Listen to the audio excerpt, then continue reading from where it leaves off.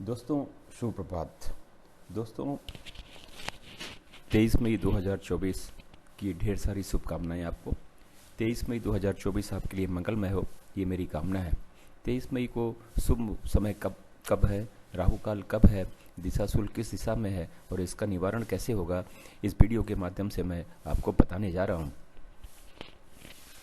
दोस्तों, 23 मई 2024 के दिन गुरुवार है और आज के दिन बुद्ध जयंती भी है। आज गुरु पूर्णिमा भी है और आज का दिन हिंदुओं के लिए बहुत अच्छा है। आज के दिन व्रत पूजा पाठ का विशेष महत्व है और महात्मा बुद्ध जयंती है। आज के दिन महात्मा बुद्ध का जन्म हुआ था और ये माना जाता है कि महात्मा बुद्ध विष्णु के अवतार थे और जो बुद्ध धर्म के अनुयायी हैं पूरे विश्व में, वो आज महात्मा बुद्ध जयंती बहुत ही धूमधाम से मनाते हैं।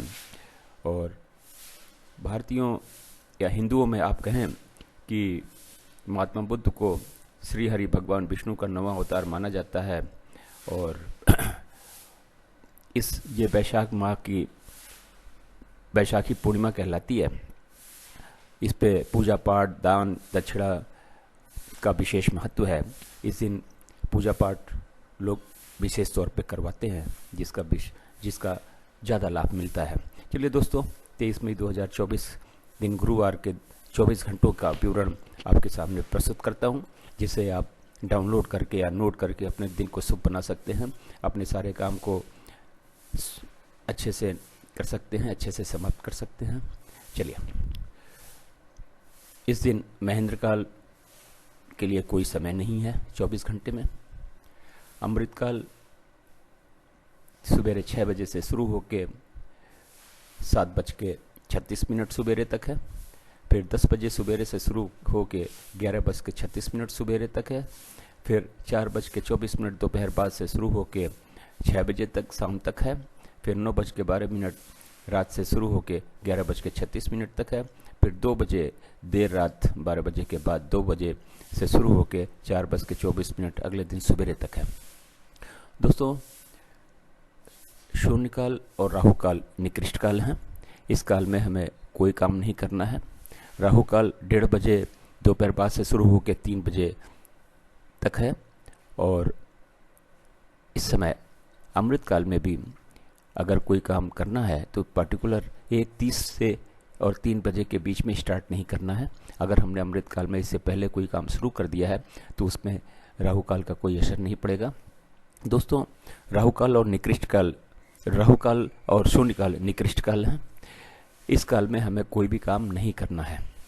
अगर हम इस समय कोई काम करते हैं तो वो काम पूर्ण नहीं होता। वक्र काल में काम शुरू करके काम समाप्त तो हो जाता है, लेकिन ढेर सारी कठिनाइयों और परेशानियों के बाद में। इसलिए वक्र काल में भी हमको कोई काम शुरू नहीं करना चाहिए। कोशिश करना चाहिए कि न करना पड़े तो बेहतर है। अब इस दिन केवल अमृत काल बचा, तो अपने टाइम टेबल को इस हिसाब से सारे नए काम शुभ कार्य है।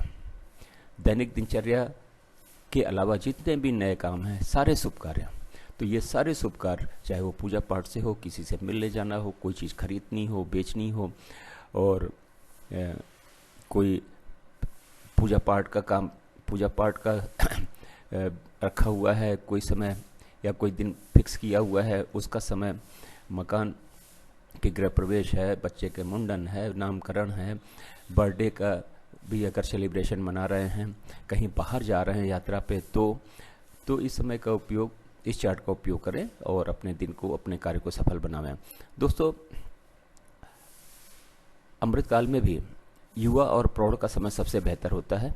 अगर आप इस समय काम करते हैं तो बहुत जल्दी, बहुत समय से और बहुत अच्छे तरीके से पूर्ण हो जाता है। तो कोशिश करें कि अमृतकाल में भी युवा और प्रौढ़ के समय में अपने कार्य को शुरू करें, ताकि आपका कार्य सफल हो जाए, दिन सफल हो जाए, दिनचर्या सफल हो जाए।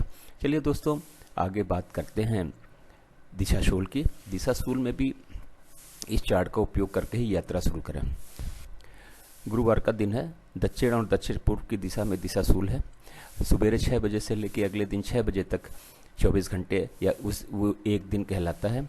अगर उसके बीच में जाके आप वापस आ जाते हैं तो दिशाशूल का कोई दोष नहीं है, लेकिन अगर आप उस दिन उस 24 घंटे के बीच में नहीं आते हैं तो आप दही खाने के बाद ही घर से निकलें तो दिशाशूल का दोष समाप्त हो जाएगा। लेकिन पीछे जो चार्ट दिया है उस चार्ट के हिसाब से यात्रा को शुरू करें।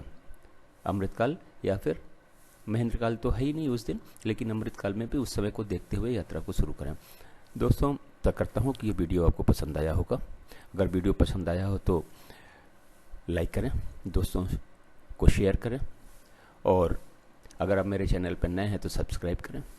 अगर सब्सक्राइब किया हुआ है तो बेल आइकन को ऑन करें ताकि अगला वीडियो जब हम डालें तो आपको नोटिफिकेशन आ जाए और आप अपने दिन को शुभ बनाने के लिए इस वीडियो को देख सकें। धन्यवाद दोस्तों, थैंक यू वेरी मच।